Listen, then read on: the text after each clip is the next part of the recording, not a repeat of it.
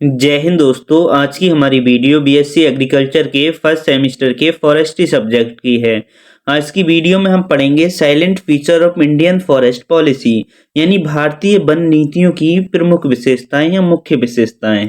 तो दोस्तों, भारतीय वन नीति पर जाने से पहले हम ये समझ लेते हैं कि नीति शब्द का क्या मतलब होता है। तो दोस्तों, नीति शब्द का अर्थ होता है नियम या रूल्स है, यानी जब किसी क्षेत्र में नियम या रूल बनाए जाते हैं तब हम उसको नीति बोलते हैं। और ये जो नियम और रूल्स हैं वो किस क्षेत्र में बनाए गए हैं, तो वन के लिए बनाए गए नियम या नीति को ही फॉरेस्ट पॉलिसी कहते हैं। दोस्तों, अब बात कर लेते हैं इंडियन फॉरेस्ट पॉलिसी की। तो दोस्तों, अगर वर्तमान समय में बात की जाए तो अभी जो लागू है, यानी 2023 में भी जो लागू है वो है 1988 की वन नीति। हालांकि दोस्तों, हमें पढ़नी तीनों हैं, क्योंकि अभी तक 3 फॉरेस्ट पॉलिसी आ चुकी हैं। तीनों क्यों पढ़नी है? क्योंकि दोस्तों, इसने सिलेबस बनाया है, उसने शब्द का उपयोग किया है इंडियन फॉरेस्ट पॉलिसीज, ना कि पॉलिसी शब्द का उपयोग किया है। अगर आप गौर करें तो देख सकते हैं कि भारतीय वन नीतियों की मुख्य विशेषताएं, ना कि भारतीय वन नीति की प्रमुख विशेषताएं। तो इसलिए हम तीनों को पढ़ेंगे। हालांकि वो बात अलग है कि हम इन दोनों पे ज्यादा गौर नहीं करेंगे, इनको हम ज्यादा डीपली नहीं देखेंगे। बस इनको हम थोड़ा थोड़ा समझने के बाद जो हमारी वर्तमान समय में लागू है 1988, उसको बहुत अच्छे से समझेंगे। तो दोस्तों, सबसे पहले जो वन नीति आई थी वो आई थी 1894 में, यानी 1894 में। तो दोस्तों, ये जो नीति आई थी ये ब्रिटिश शासन में आई थी। और जो दूसरी आई थी फिर वो आई थी दोस्तों 1952 में, यानी 1952 में। तो दोस्तों, ये स्वतंत्र भारत की प्रथम वन नीति थी। फिर दोस्तों आई थी 1988 में, यानी 1988 में, जो कि दोस्तों आज 2023 यानी वर्तमान समय तक लागू है। दोस्तों, अब तीनों पर एक एक करके हम चर्चा कर लेते हैं। तो दोस्तों, 1894 की जो वन नीति है वो दोस्तों भारत की सर्वप्रथम वन नीति है। सर्वप्रथम वन नीति क्यों है?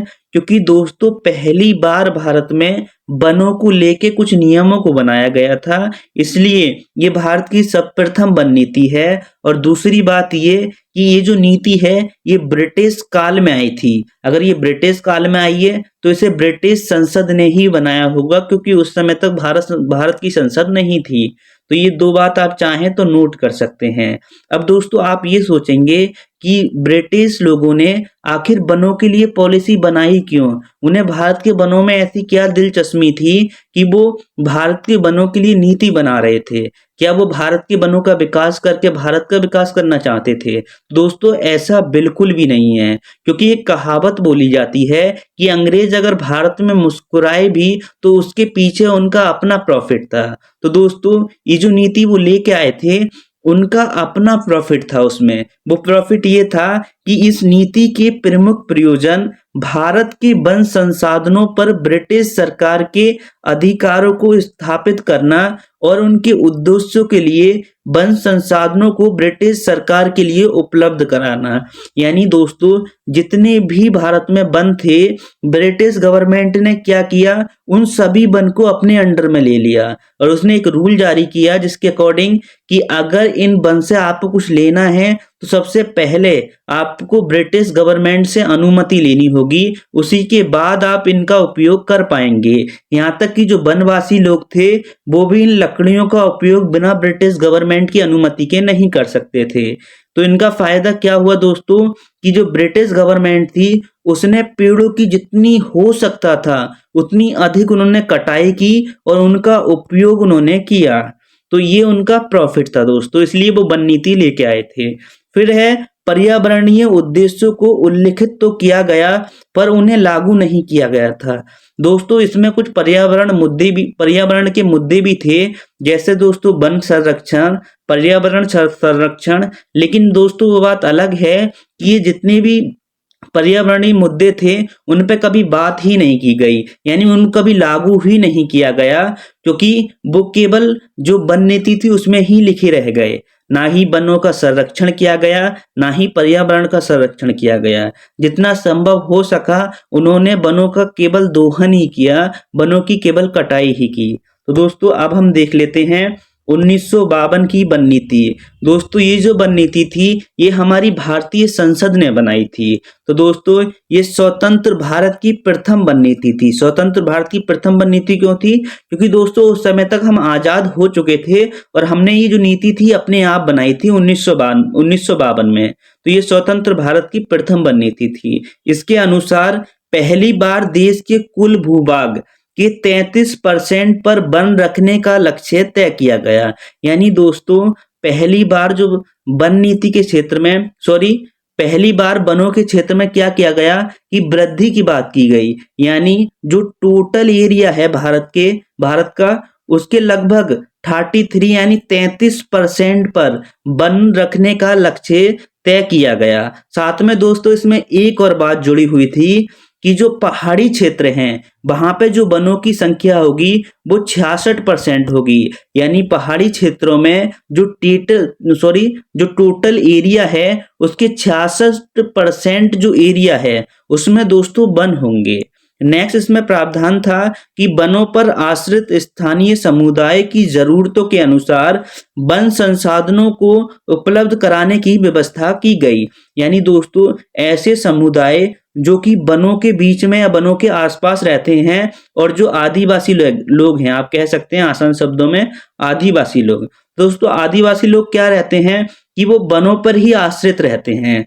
तो दोस्तों जब ब्रिटिश गवर्नमेंट जब 1994 में नीति लाई थी, 1894 जो लेके आई थी, उसमें उसने प्रावधान किया था कोई भी वन के जो संसाधन हैं उनका उपयोग उनकी अनुमति के बिना नहीं कर सकते।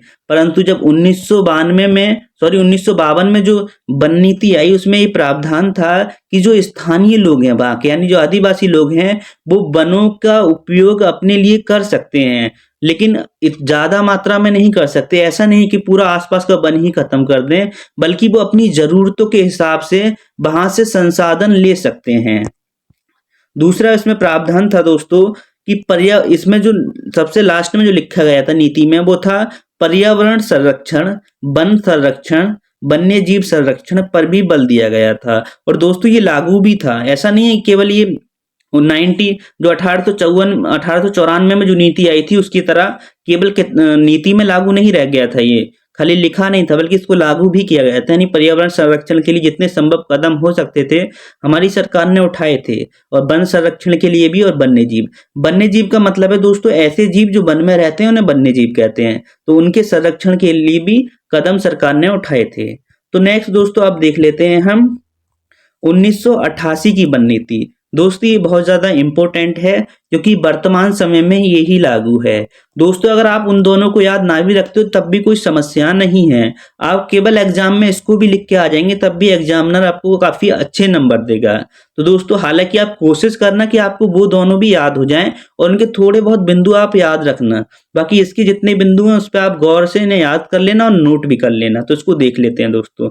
तो जो 1988 की वन नीति है दोस्तों ये वर्तमान में लागू वन नीति है। यानी दोस्तों 2023 में अगर आप देखें तो कौन सी वन नीति लागू है, तो यही वाली वन नीति लागू है।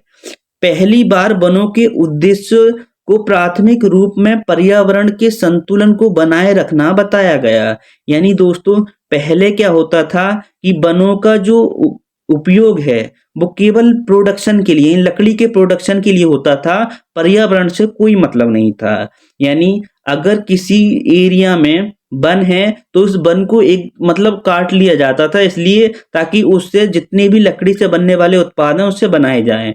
इस बात से कोई मतलब नहीं था कि पर्यावरण के लिए ये हानिकारक है, क्योंकि दोस्तों आपके जो फॉरेस्ट होते हैं वो जो वायुमंडल में कार्बन डाइऑक्साइड है उसको वो एब्जॉर्ब करते हैं, जिससे क्या होता है एक संतुलन बना रहता है। अगर दोस्तों पृथ्वी से अगर पेड़ों की अगर लगातार जिस हिसाब से कटाई हो रही है अगर ऐसी होती रही तो मानव जाति का जो अस्तित्व है दोस्तों खतरे में आ जाएगा। तो दोस्तों 1988 की जो वन नीति थी उसमें ये प्रावधान किया गया कि वनों का जो प्राथमिक उद्देश्य है वो पर्यावरण के संतुलन बनाने के लिए है, ना कि उससे हम उत्पाद बनाने के लिए। तो ये दोस्तों बहुत इंपॉर्टेंट इसमें बात लिखी गई थी जिसे आप एग्जाम में जरूर लिख के आना। फिर दोस्तों देख लेते हैं देश के कुल भूभाग के 33% पर वन रखने का लक्ष्य तय किया गया।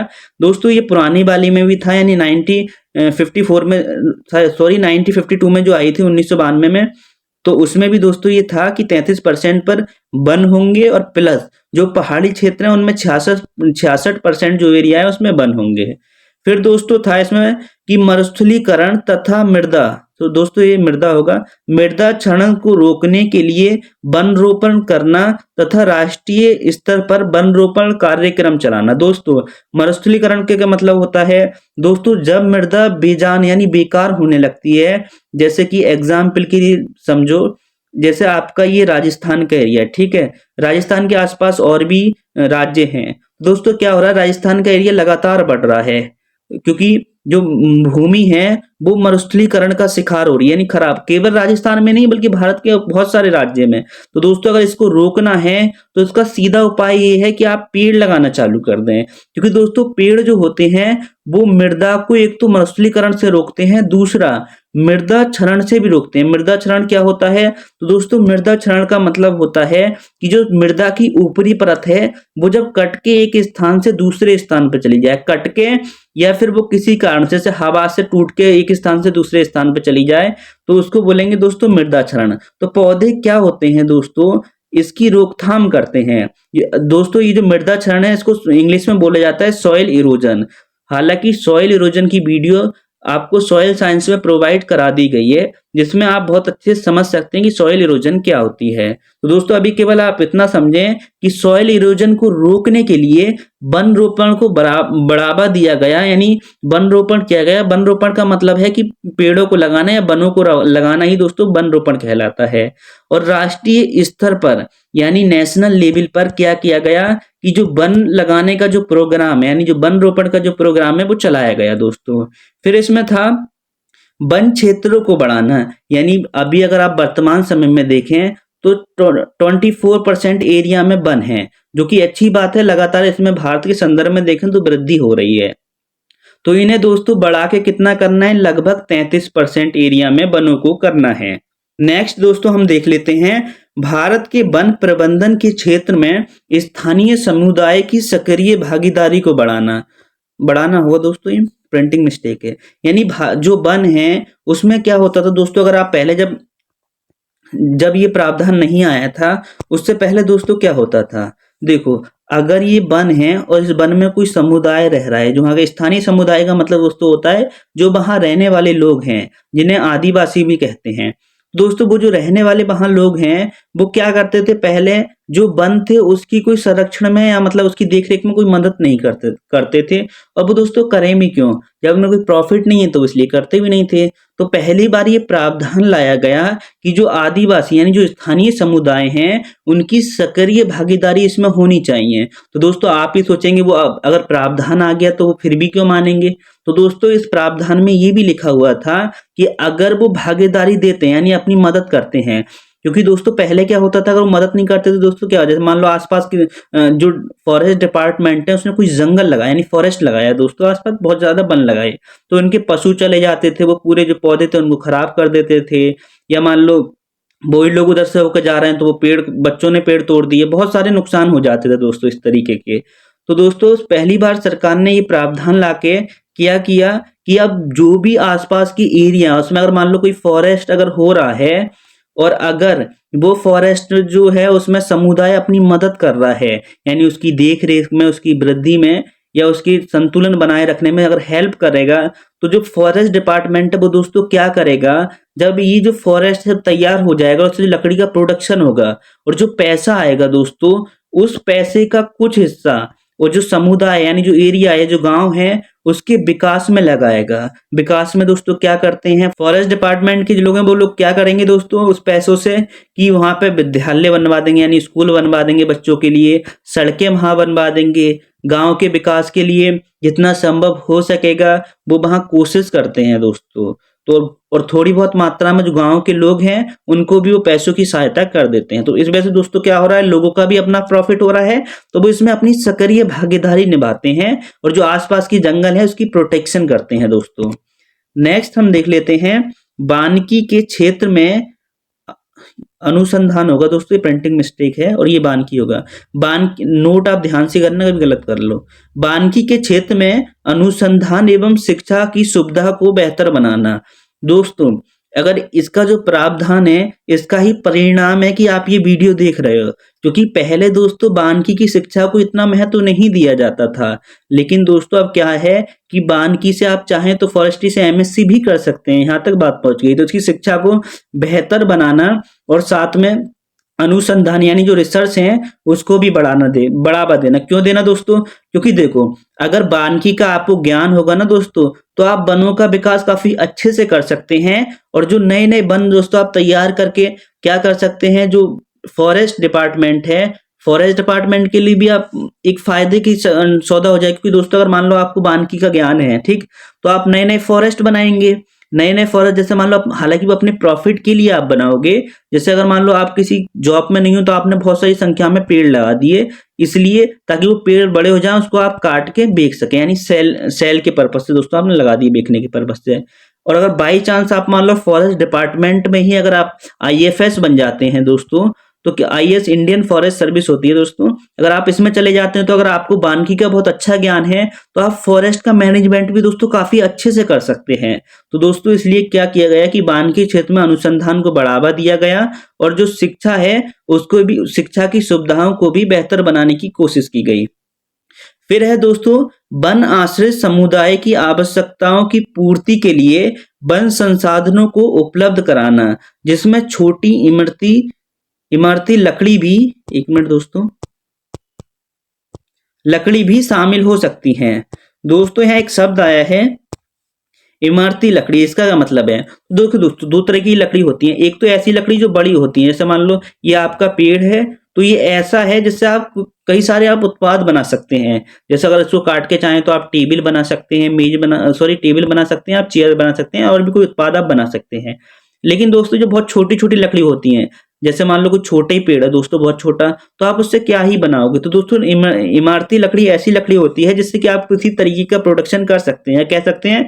जो बड़ी लकड़ी होती है, जो बड़ा आप देख रहे हैं, ये जो आपका पेड़ है इसका नीचे का भाग है, तो ये जो आप भाग देख रहे हैं, इससे आप चाहें तो कोई प्रोडक्शन किसी प्रकार का आप निर्माण कर सकते हैं वस्तुओं का, तो इसको इमरती लकड़ी बोलेंगे दोस्तों। तो क्या था कि छोटी इमरती लकड़ी यानी छोटे मोटे जो पेड़ हैं उनका उपयोग जो स्थानीय समुदाय के लोग हैं दोस्तों वो कर सकते हैं, बिना जो फॉरेस्ट डिपार्टमेंट है उनको बताए। लेकिन एक निश्चित मात्रा में, ऐसा नहीं है कि पूरा एरिया खत्म कर दें फॉरेस्ट का अपने प्रॉफिट के लिए।